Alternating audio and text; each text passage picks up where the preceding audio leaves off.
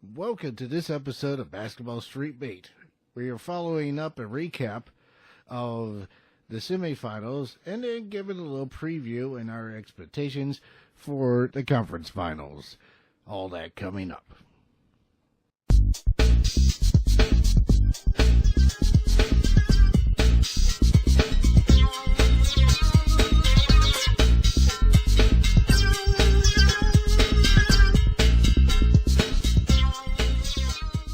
Now let's get started.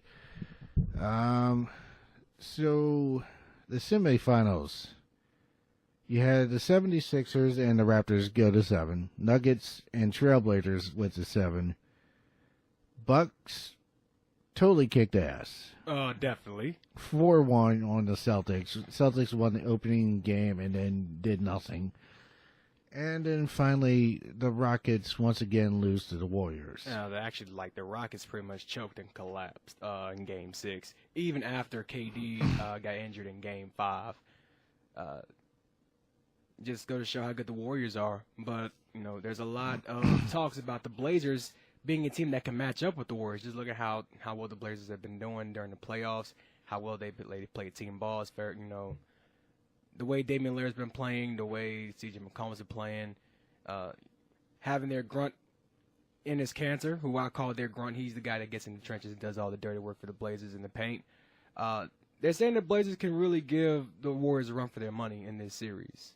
I'm not saying the Blazers are going to beat the Warriors. I mean, that's kind of a long shot considering how good the Warriors are. But at the same time, this Blazers team looks mighty serious. Yeah, I'm surprised to see the Blazers. I mean, this is the farthest they've gotten in quite some time. And in fact, I think the last time they got this far, they still had Scottie Pippen. That was a long time ago. Yeah, that was a very, very long time ago. And the galaxy not so far away. Anyway, Raptors, Sixers, 76ers series ended in epic fashion. And Kawhi Leonard with that last-second shot at the buzzer, and just like the ball how it bounced on the rim, and just I saw a picture with Kawhi Leonard how he was just like down, just like looking at the shot, and it was just like it was one of the most heart-stopping finishes I've seen. Good finish. Unfortunately, that was all I saw. Oh wow. Yeah, but it was quite the battle in that series. Both teams went to war with each other, especially with the Nuggets and Blazers as well. This is going to be a very interesting conference finals, both in the East and the West. I feel that we're going to be seeing, there might be a new champion crowned this season. In the East. Well, of course, the East, but I'm just talking about the West. I'm talking about the West. I mean, there's a possibility. I mean, like I said, I'm not saying, Blazers is going to beat the Warriors, but I'm saying there is a possibility. And I mean, a lot of people, on paper, the Warriors, I'm sorry, let me rephrase that. On paper, it seems like the Blazers might not have a chance. But honestly, in my opinion, deep down, without a shadow of a doubt, the Blazers are a team that can probably dethrone the Warriors. Okay, I can buy that. Now, after losing Game 1 by 20-plus points, if I remember correctly, Milwaukee just completely destroyed Boston. They didn't just eat the Celtics lunch. They took it to the bathroom and forced them to watch them crap it out. That's the perfect analogy. That's probably the perfect analogy. Wow. Well, I mean, they just completely destroyed the Celtics in games 3 and 4. I want to say, 3 and 4 and 5. Excuse me. To be honest, Giannis is just unstoppable. This is a human cheat code. The Celtics collapsed in Game 2. Had a 12-point lead going into the fourth quarter. I want to say. And then lost that. Let's just say, don't be surprised. I mean, Terry Rozier went on first take with Stephen A. Smith, and Stephen A. Smith asked him, say if the same exact player is coming back next season, will you be back in Boston? And Terry Rozier said on national TV, he said, no, I have to go. I mean, there's a lot of unhappiness and a lot of saltiness going around in that Celtics locker room, especially around that whole organization. So don't be surprised if there are a lot of wholesale changes being made as far as the Celtics are concerned, as far as the players are concerned. I mean, there's a possibility Kyrie might not be back, possibility Terry Rozier might not be back. I mean, there's no telling what's going on. It's kind of like Los Angeles. You don't know what's going to go on as far as the roster. I mean, Right. So like going to like the Lakers for a quick second. I mean, I don't mean to go off topic, but advisors close to Jeannie Buss are advising her to try and trade LeBron.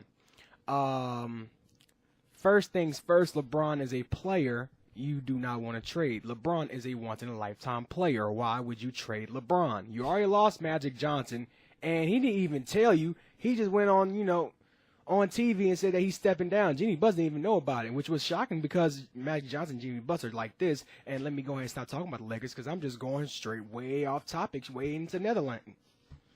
But anyways, John? Third star to the right and off to Neverland. Yeah, or I can go to Netherrealm or Outworld. I don't know. Okay. Feeling cute. Might try and resurrect the Shirai Ryu. I don't know. No. I could be your Hookus. You'll be my Peter Pan. Stop.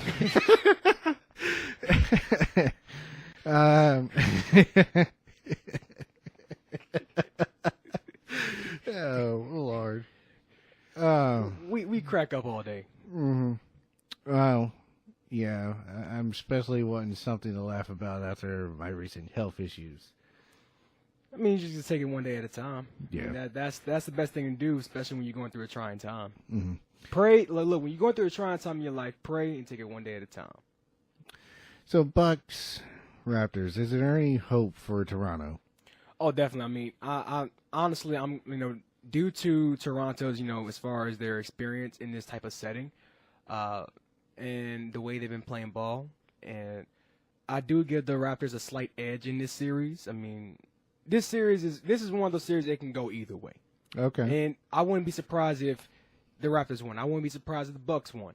But honestly, I do give the Raptors a slight edge in this series. And why is that? Why the Raptors? Well, I mean, they've been here before. I mean, the last time they were here last year. And see, like, here's the thing: the Raptors are coming in this series with a chip on their shoulder. It's no secret that they've been trying to get to the NBA Finals for the past few years, but they keep running into the buzzsaw known as LeBron James, who is leading the Cleveland Cavaliers. Now that LeBron is no longer in the Eastern Conference, the Raptors, they see a clear path, but they do have to run into Giannis Antetokounmpo. But I do feel that with the Raptors, they come in with a huge chip on their shoulder, and I feel that they're a lot more motivated. They're a lot hungrier, and Kawhi has proved that he still got it. Kawhi has proved that he's still a force to be reckoned with. So I do see, we look at the Raptors. I mean, you got Siakam, you got Serge Ibaka, you got Kawhi Leonard, Kyle Lowry, Danny Green. This is a team that could probably dethrone a Warriors team. Not only that, the Raptors also have Marc Gasol. So I do give the Raptors a slight edge in this series against the Bucks. But like I said, it can go either way. I don't know. I kind of like Milwaukee, though, just the way they handled Boston. I mean, granted, Boston kind of had a relapse back into the melodrama that they had during the season, but still, to handle a Boston team like that is just unreal. Just to handle that Boston team the way they did. I mean, that, like I said, that's why the series can go either way. I mean, you have a very talented Raptors team that's coming with a chip on their shoulder, but then again, you have a Bucks team that went up against a very formidable Celtics team. And like you said, yeah, they had their moments. They have their their clash, their head button and the clash of the powers, and egos get in the way. But at the end of the day, that's still one of the more talented teams in the league, the Boston Celtics. And just for the Bucks to handle the Celtics the way they did, it just makes Milwaukee just look, I want to say, deliciously dangerous. So they're the steak of the NBA. I was going to say, the tacos of the NBA because I love tacos, but Yeah, I do get your point. Are they well done or medium rare? Oh, well done. Yeah. Okay. Wow, So well done. completely and totally unattractive. Shut up, John. I mean, come on, you have to leave some flavor, some of that tender juiciness. I mean, well done can be very tender and juicy and all that. It's like eating a flip flop, dude. I like my steaks well done. Well, okay. It's like Hank Hill said in King of the Hill. We'll have to politely yet friendly ask you to leave. Okay, bye, John. Stop playing. I'm just playing. Anyway, I think we got two really good and competitive, conference finals, and I think the NBA finals will be a fun watch regardless of who gets in. Who you have winning the finals?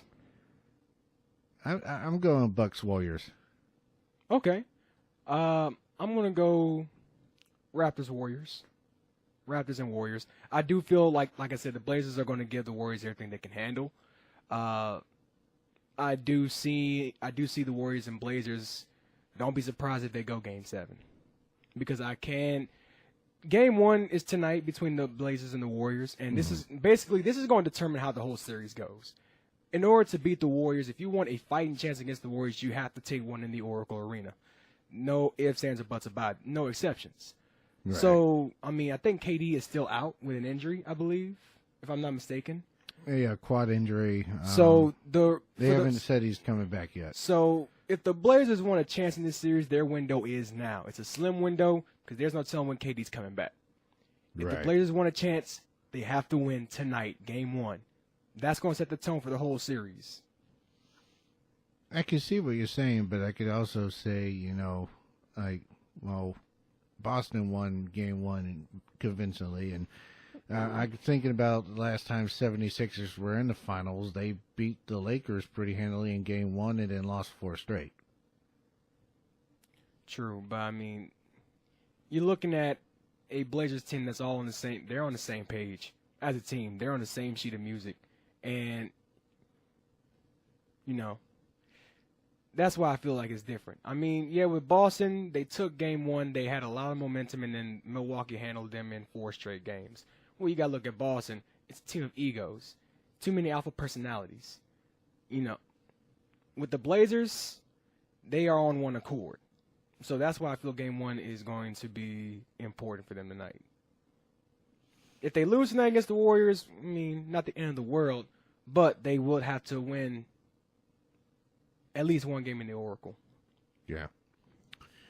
Well, we got the season officially winding down. The NBA draft is coming up next month, if I'm not correct. And I think the lottery is tonight.